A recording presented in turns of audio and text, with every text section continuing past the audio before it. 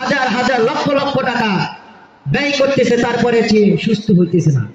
আপনি দুহাত তুলে আল্লাহ তাআলার কাছে নামাজ পড়ে আল্লাহ তাআলার কাছে কান্না করুন, আল্লাহ তাআলা আপনাকে অবশ্যই অবশ্যই দেবেন। কিরকম ভাবে আল্লাহ তাআলা আপনাকে সুস্থ নিয়ামত দান করবেন আপনি নিজেও বুঝবেন না। আপনি হালাল খাবার খান, হালাল রুজি রোজগার করেন, আল্লাহ তাআলা আপনাকে কিরকম করে বরকত দিবে আপনার কামাই কাজের মধ্যে আপনি নিজেও বুঝবেন না। একবার উম্মে সালমা রাদিয়াল্লাহু আনহার কাছে কিছু গোশত হাদিয়া আসছিল। হযরত উম্মে সালমা রাদিয়াল্লাহু আনহা তার চাকরানিকে বললেন যে এই গোশতটা থাকে রাখিয়ে আসো, রাসূলুল্লাহ সাল্লাল্লাহু আলাইহি ওয়াসাল্লাম এসে খাবে। ওই সময় একটা ভিক্ষুক এসে বাইরে থেকে বলতেছে উম্মে সালমা রাদিয়াল্লাহু আনহার কাছে যে আমাকে কিছু, আমার জন্য কিছু পাঠাইয়া দেন। উম্মে সালমা রাদিয়াল্লাহু আনহা ঘরের মধ্যে থেকে আওয়াজ দিয়ে বললেন, মাফ করতে হবে, দেওয়ার মতো কিনে কিছুই নাই, আল্লাহ তাআলা আপনাকে বরকত দিন। ওই মুহূর্তে রাসূলুল্লাহ সাল্লাল্লাহু আলাইহি ওয়াসাল্লাম এসে উম্মে সালমা রাদিয়াল্লাহু আনহার কাছে জিজ্ঞেস করতেছেন, হ্যাঁ উম্মে সালমা, তোমার কাছে কি খাওয়ার মতো কোনো কিছু আছে? উম্মে সালমা রাদিয়াল্লাহু আনহা বললেন, আমার কাছে তেমন কিছুই নেই, কিন্তু আপনাকে দেওয়ার মতো কয়েক টুকরা গোশত আছে। তখন রাসূলুল্লাহ সাল্লাল্লাহু আলাইহি ওয়াসাল্লাম বললেন, যাও যাও গোশত নিয়ে আসো। উম্মে সালমা রাদিয়াল্লাহু আনহা চাকরানিকে বললেন, যাও গোশত নিয়ে আসো। চাকরানি গোশত আনতে গিয়ে দেখে থাকে কোনো গোশতর নাম নিশানাও নাই, গিয়ে দেখে গোশত রূপান্তরে পাথর হয়ে আছে। তখন উম্মে সালমা রাদিয়াল্লাহু আনহার কাছে এসে জিজ্ঞেস করতেছেন, আপনি যে গোশত রেখেছিলেন রাসূলুল্লাহ সাল্লাল্লাহু আলাইহি ওয়াসাল্লামের জন্য, থাকে তো গোশতর কোনো নাম নিশানা নাই, গোশতের বদলে কয়েক টুকরা পাথর রূপান্তরিত আছে। রাসূলুল্লাহ সাল্লাল্লাহু আলাইহি ওয়াসাল্লাম বললেন, ওই ভিক্ষুককে না দেওয়ার কারণে এমনই পাথরে রূপান্তরিত হয়েছে। তাই আমরা যদি আল্লাহর নামে কোনো ভিক্ষুক আমাদের কাছে হাত পাতে চাইলে আল্লাহ তাআলা নামে পাঠাই দিলে, আল্লাহ তাআলার নামে যদি ভিক্ষুক এসে বলে আমাকে কিছু দান করেন, ওই মুহূর্তে যদি আপনি যদি ওই ভিক্ষুককে পাঠাইয়া দেন, আপনার অন্তর এরকম ভাবে পাথরে রূপান্তরিত হয়ে যাবে। নাউজুবিল্লাহ বলবেন না।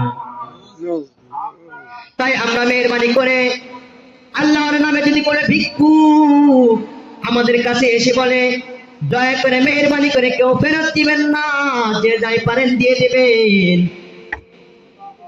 রাসূলুল্লাহ সাল্লাল্লাহু আলাইহি ওয়াসাল্লাম উম্মে সালমা রাদিয়াল্লাহু আনহাকে বললেন, তুমি এই গোশত যদি ওই ভিক্ষুককে দিতে, তাইলে এই গোশত পাথরের রূপান্তরিত হতো না, আমাদের দিল নরম করতে হবে। এর দ্বারা এটাই বুঝাইতেছে যে যদি আপনি আজকে হাজার হাজার লক্ষ লক্ষ টাকা ইনকাম করতেছেন, টাকা জমাইতেছেন ব্যাংকে, জমি করতেছেন, বাড়ি করতেছেন, মসজিদ মাদ্রাসা কিরকম ভাবে চলতেছে আপনারা দেখতেছেন না? পাশেই একটা মসজিদের কাজ চলতেছে, মেহেরবানি করিয়া সবাই তাকাইবেন মসজিদের দিকে। রাসূলুল্লাহ সাল্লাল্লাহু আলাইহি ওয়াসাল্লামের বিধানগুলো যেরকম ছিল আমাদেরকে সেরকম ভাবে চলার তৌফিক দান করুন। মৃত্যু যখন আমাদের কাছে আসবে তখন আরেকবার যদি বলেন, আল্লাহ তাআলা আমাকে মৃত্যু দিও না, আমাকে দুনিয়ার মায়া ত্যাগ করিয়া নিয়ে চলিয়া যাইও না, আমাকে আর কয়েকদিনকার জন্য দুনিয়ার মধ্যে জীবিত রাখো,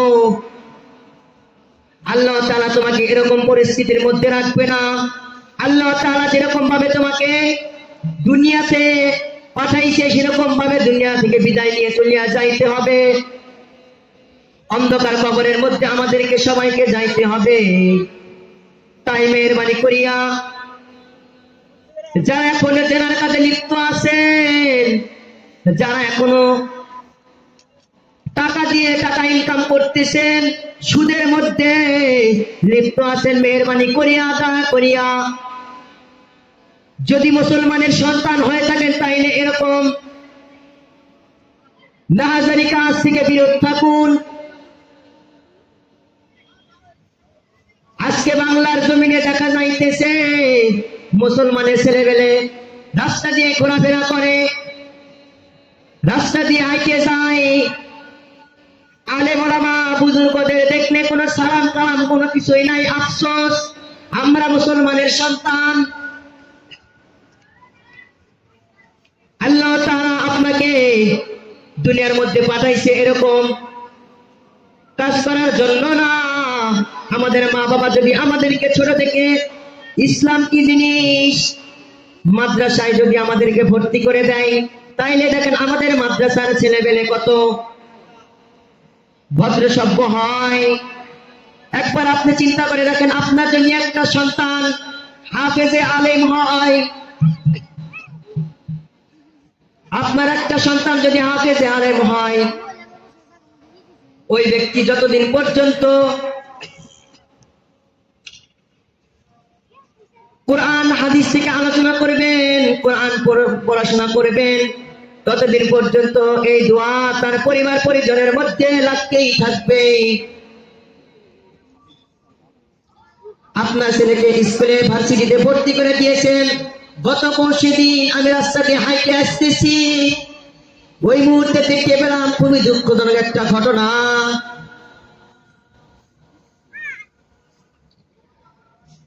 এক ব্যক্তি তার সন্তানকে নিয়ে বাজারে যাইতেছে, ওই মুহূর্তে তার সন্তান বলতেছে, আব্বা জান আমার পেশাব ধরছে, আমি একটু পেশাব করব।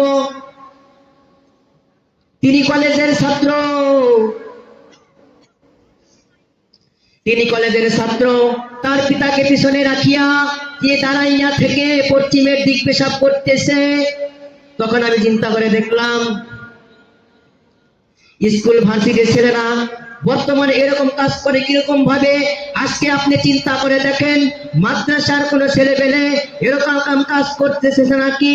মাদ্রাসার কোন ছেলেবেলে রাস্তাঘাটে দেখা হইলে আপনাকে সালাম কালাম দিতেছে, রাস্তাঘাটে কোনো জায়গায় দেখা হলে মাদ্রাসার ছেলেমেয়ে সবাইকে সম্মান দিয়ে চলে।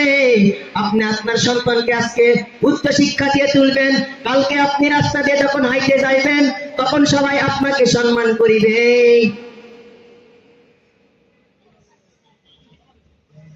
আমাদের বাংলার জমিন এত নিকৃষ্ট হয়ে গেছে যে মুসলমানের ঘরে জন্ম হয়েও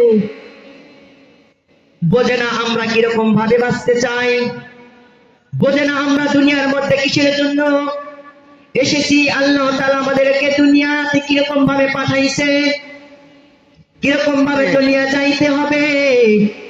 আজকে আপনার মা বাবাকে কষ্ট দিতেছেন, আপনার মা বাবাকে বৃদ্ধাশ্রমে পাঠাইতেছেন, দুনিয়ার লোভ লালসার মধ্যে পড়িয়া টাকা পয়সা ধন সম্পদ বাড়ি গাড়ি করতেছেন। যেই মা আপনাকে জন্ম দিয়েছে সেই মাকে বৃদ্ধাশ্রমে পাঠাইতেছেন। একবার আপনার অন্তরের মধ্যে ধাক্কা লাগতেছে না? আপনার যে মা আপনাকে কষ্ট দিয়ে 10 মাস 10 দিন গর্ভে ধারণ করিয়াছে, সেই মাকে এত কষ্ট দিয়েন না রে ভাই। যেই মা নিজে না খাইয়া আপনাকে খাওয়াইতেছে, যে মা নিজে না পড়িয়া আপনাকে পড়াইতেছে, আপনার মা চায় না আমার ছেলে খারাপ কোন কাজের মধ্যে লিপ্ত থাকুক। আপনার মা চায় না আমার ছেলে খারাপ কোন কাজের মধ্যে লিপ্ত থাকুক। আল্লাহ তাআলা আপনাকে পাঠাইছে আপনার মা বাবা খেদমত করার জন্য, আল্লাহ তাআলার গোলাম হওয়ার জন্য, আল্লাহ তাআলার বিধিবিধান মানার জন্য, রাসূলুল্লাহ সাল্লাল্লাহু আলাইহি ওয়াসাল্লামের তরিকা মোতাবেক চলার জন্য। আফসোস, আমরা তো রাসূলুল্লাহ সাল্লাল্লাহু আলাইহি ওয়াসাল্লামের তরিকা মোতাবেক চলতেছি না।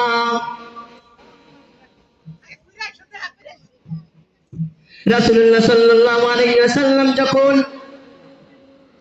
রাস্তায় কোনো মানুষকে দুশ্চিন্তা দেখতেন, রাসূলুল্লাহ সাল্লাল্লাহু আলাইহি ওয়াসাল্লাম তখন সেই ব্যক্তিকে কাছে টেনে আনলেন, এনে তাকে তার মন কিরকম ভাবে ভালো করা চাইতেছিল সে এগুলো ভালোভাবে বুঝতেন। সে দূর থেকে আড়াল থেকে বুঝতেন ওই ব্যক্তির মন আজকে ভালো নয়। যখন মানুষের মন ভালো না থাকে, আমরা মানুষের সাথে ঝগড়া বিবাদ করে অহংকার নিয়ে দুনিয়ার মধ্যে চলাফেরা করি, এত অহংকার করিয়া না রে বাবা, এত অহংকার ভালো নয়। রাসূলুল্লাহ সাল্লাল্লাহু আলাইহি ওয়াসাল্লাম এত অহংকার করতেন না।